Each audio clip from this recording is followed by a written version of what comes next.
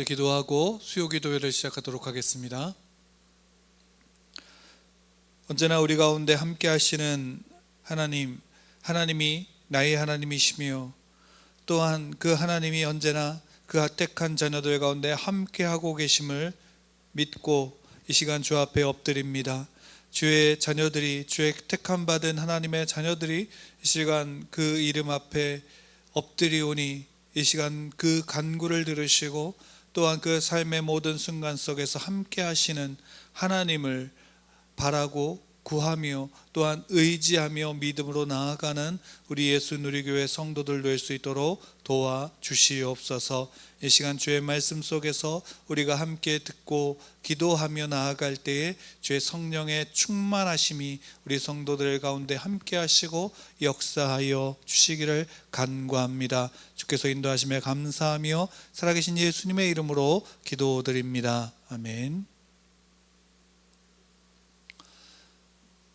우리 오늘 말씀 함께 보도록 하겠습니다. 하나님이 우리에게 주신 말씀 민수기서입니다. 민수기 1장 17절부터 19절까지 말씀입니다. 민수기 1장 17절부터 19절까지 말씀입니다. 우리 한 목소리로 함께 읽겠습니다. 모세와 아론이 지명된 이 사람들을 데리고 둘째 달 첫날에 온 회중을 모으니 그들이 각 종족과 조상의 가문에 따라 20세 이상인 남자의 이름을 자기 계통별로 신고하며 여호와께서 모세에게 명령하신 대로 그가 시내 광야에서 그들을 계수하였더라. 아멘.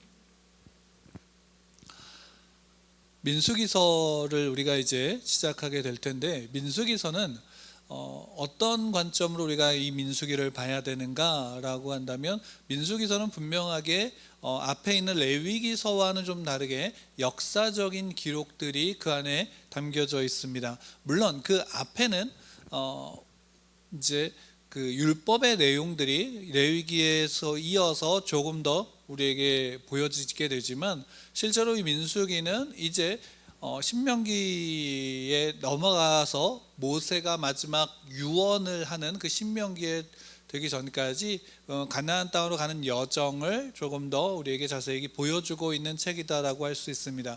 물론 신명기서가 기록되어진 가장 중요한 이유 중에 하나는 그 역사적인 기록들도 있지만, 민수기라는 그 이름 속에서 이 책의 의도를 우리가 알 수 있습니다. 민수기는 결국 무엇을 이야기하는 거냐면 이스라엘 백성, 하나님의 백성의 숫자에 관한 것입니다. 하나님의 백성의 숫자에 관한 것이다 라고 할 때 고대 사회 속에서 이 백성들의 수는 상당히 중요한 의미를 갖습니다. 왜냐하면 그 수가 많냐 적으냐에 따라서 이것이 강대국이냐 또한 약소국이냐라는 것이 구분되어지기 때문입니다. 간단하게 좀 더 살펴보면 성경에서도 출애굽기에 처음에 보면 요셉을 통해서 야곱의 가족들이 이집트에 들어갑니다. 그때 이집트에 들어갔던 그 야곱의 가족의 수는 70여 명 정도입니다. 그 70여 명은 불과 얼마 안 되는 숫자이고 한 가문의 숫자일 뿐입니다. 그러나 그 수가 이제 그 안에서 이집트 안에서 지내면서 급격하게 늘어나게 되어지는데, 요셉을 알지 못하는 새로운 왕조가 이집트에 들어섰을 때에 그들 가운데 두려움을 느낀 것은 무엇이냐면 바로 그 이스라엘 민족의 수였습니다. 그들의 수가 급격하게 늘어나고 있고, 그 수가 늘어나는 것이 무엇으로 느꼈냐면 바로 이집트에 대한 그 지금 집권하고 있는 왕조에 대한 위협으로 받아들인 겁니다. 왜? 그들이 안에서 반란을 일으키거나 또는 외부 세력이 공격해 왔을 때 이스라엘과 결탁하여서 이들이 양쪽에서 공격을 하게 되면 너무나 쉽게 무너질 수 있고, 그것이 굉장히 큰 위협으로 이집트에겐 다가왔기 때문에 그 왕조는 이스라엘을 어떻게 했는가? 억압하기 시작했던 거죠. 그래서 노예로 만들어 버린 겁니다. 이 노예로 만들었던 이스라엘의 모습 속에서 그들을 위협으로, 이집트의 왕조를 위협하게 된 가장 결정적인 원인이 바로 그들의 인구수였습니다. 그렇기 때문에 이 인구수를 파악한다는 것은 고대사회에서 굉장히 중요하죠. 물론 현대사회에서도 중요합니다.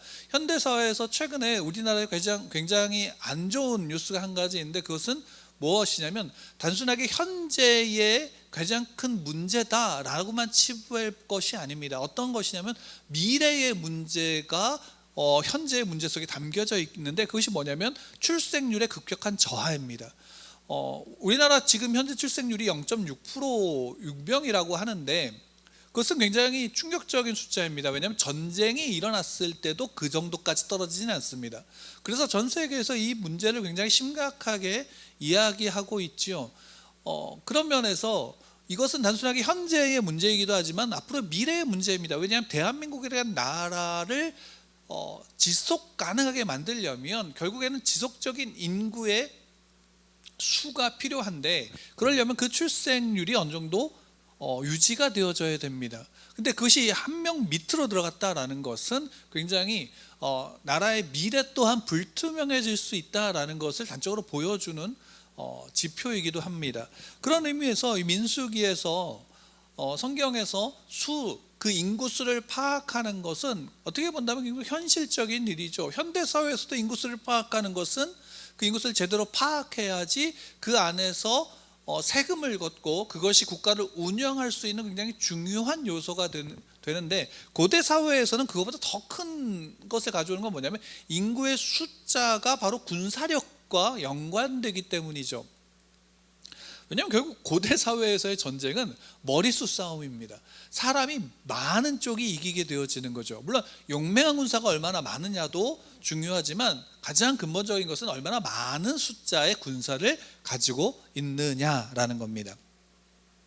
그런 의미에서 민수기는 숫자를 파악한다라는 것을 볼 때에 이제 이 이스라엘이 굉장히 강력한 민족으로서 강력한 힘을 갖고 있구나라는 것을 보여준다라고 할 수도 있습니다. 근데 민수기에서의 인구수는 단순하게 이것은 군사력의 척도다라고만 볼 수는 없습니다. 왜냐하면 물론 군사력의 척도로서 그들의 힘을 나타낼 수 있습니다. 왜냐하면 앞으로 이제 들어가게 될 가나안 땅에서 이들은 전쟁을 해야 되는데, 그 가나안 땅에 살고 있는 다른 민족들과 다른 나라들과 싸워야 되는데, 그때 싸울 수 있는 인구가 숫자가 얼만큼 되느냐를 미리 파악하고 있는 것은 굉장히 중요한 일이죠. 그러나 성경에서 분명히 하나님께서는 이스라엘 민족을 택하신 이유에 대해서 분명하게 기록하고 있는 것은 이겁니다. 뭐냐면 너희가 수가 적기 때문이다 라고 말씀하셨습니다. 너희가 수가 적기 때문이다 라는 말은 당시에는 어떤 의미로 받아들이면 너희가 약하다라는 거죠. 그러니까 하나님이 이스라엘을 택하신 이유는 이스라엘이 약하기 때문입니다. 그들이 힘이 없기 때문입니다. 그들이 능력이 없기 때문입니다. 이걸 오늘날로 좀 더 표현하자면 이겁니다.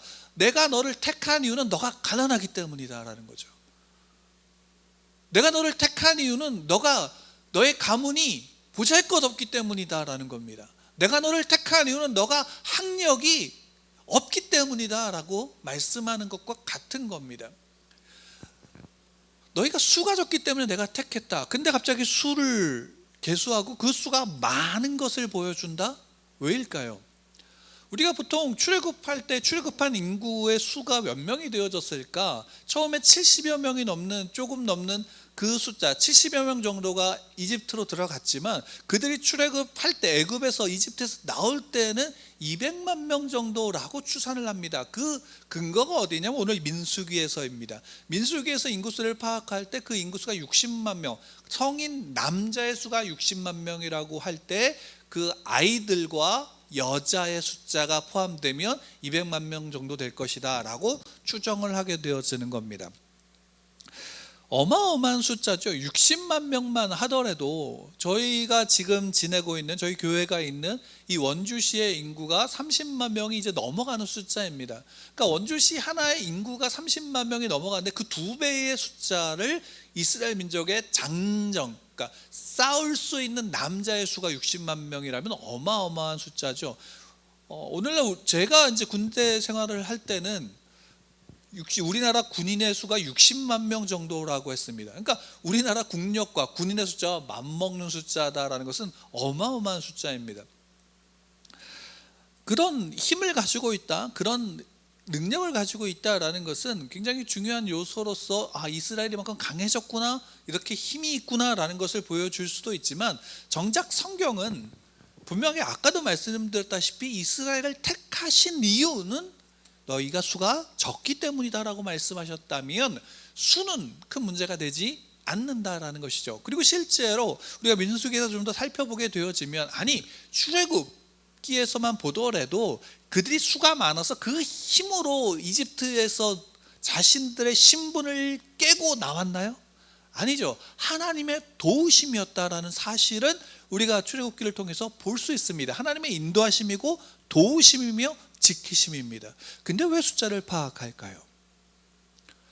이유는 간단합니다. 왜? 이 성경은 전에도 말씀드렸다시피 그 언약의 관점으로 봐야 합니다. 즉, 이 숫자를 파악하는 것은 누구의 언약을 기억하게 하는 것이냐면 바로 아브라함의 언약입니다.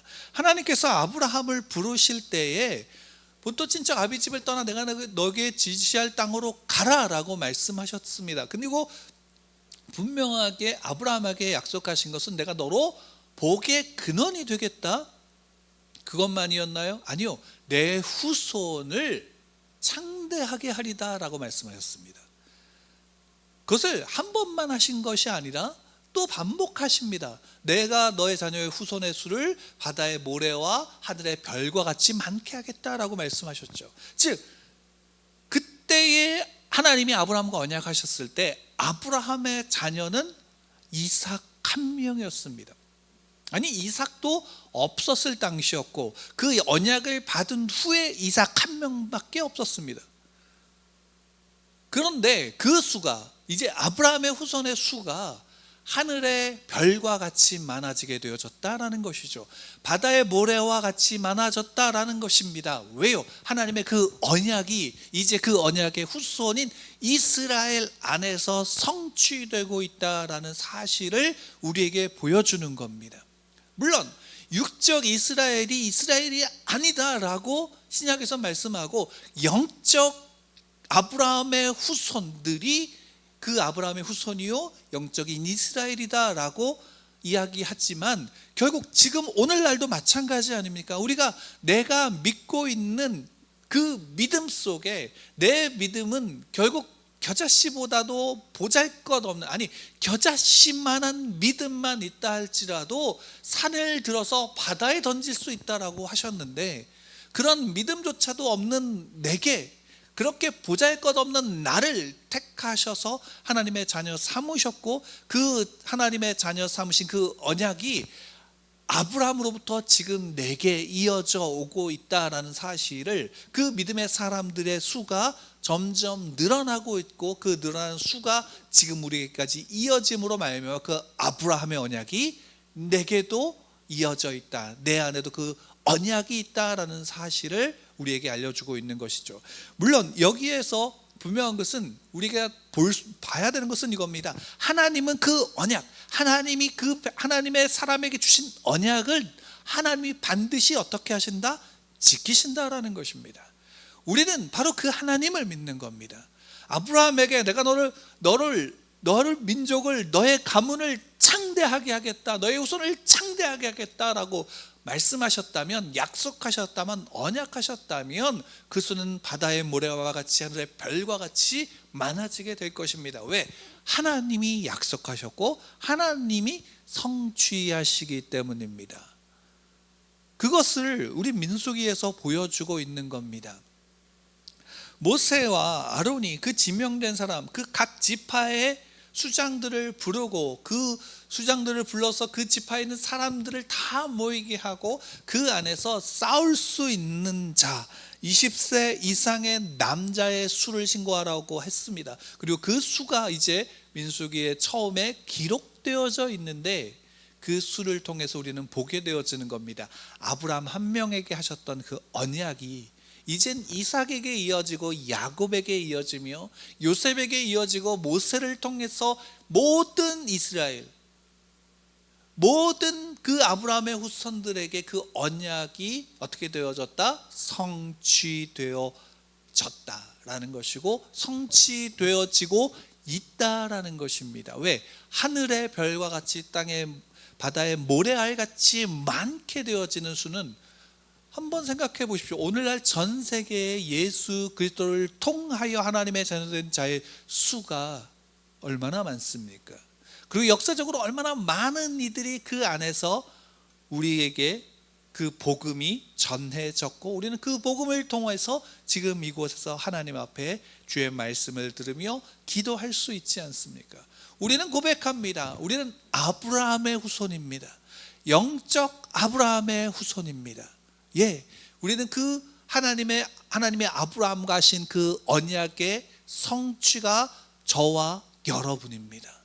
우리는 그것을 믿지 않나요? 당연히 또한 그 아브라함의 언약이 나의 언약이라면 내 그에게 주신 그 언약을 하나님께서 분명하게 또한 성취하실 것이고, 성취하심을 우리는 믿기에 우리 뒤에 오는 그 미래를, 그 하나님을 바라봄으로 우리는 기다리며 대처하며 또한 그 앞으로 나아갈 수 있게 되어지는 겁니다.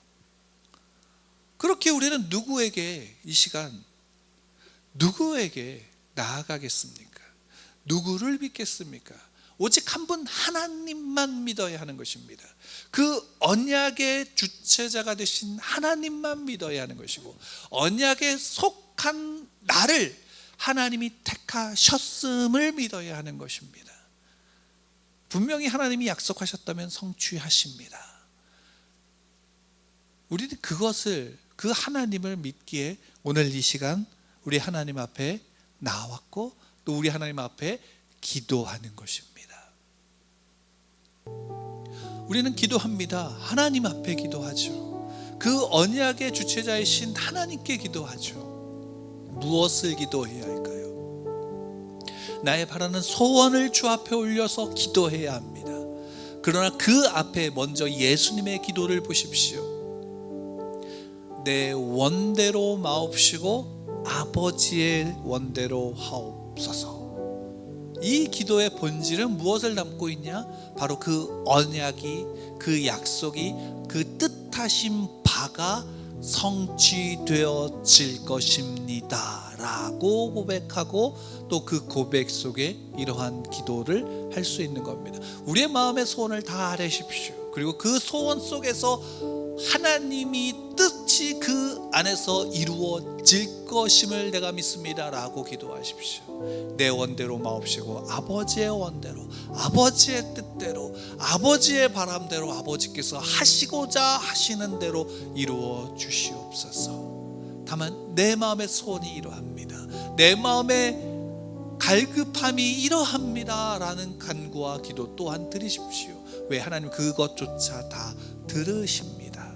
그 들으시는 하나님이 분명하게 우리의 기도 속에서 역사하실 것이고, 그 하나님의 뜻이 성취되어지는 그 자리에 저와 여러분이 있을 것입니다. 우리가 하나님 앞에 기도하는 이유는 우리가 그 자리에 내가 힘있고 그 자리에서 내가 믿음으로 더욱더 굳건하여 설 수 있도록 우리는 하나님께 기도해야 될 것입니다. 우리의 마음에 문제가 있습니까? 우리가 기도해 주어야 될 아픈 영혼이 있습니까? 우리는 그들을 위해서 기도하시고, 그들을 위해서 눈물을 흘리시되, 그들을 위해서 손을 내미는 여러분들 되기를 축원합니다. 그리고 그들을 살려달라고 기도하시고, 그 기도 속에서 분명하게 하나님의 언약이 이스라엘 민족 가운데 성취되어졌던 것처럼 나를 통해서, 또한 나의 삶을 통해서, 우리의 자녀들을 통해서, 내 앞에 내가 기도하는 일을 통해서 성취되어질 것을 믿고, 또한 이 시간 우리가 함께 기도하기를 원합니다. 우리 함께 기도하도록 하겠습니다.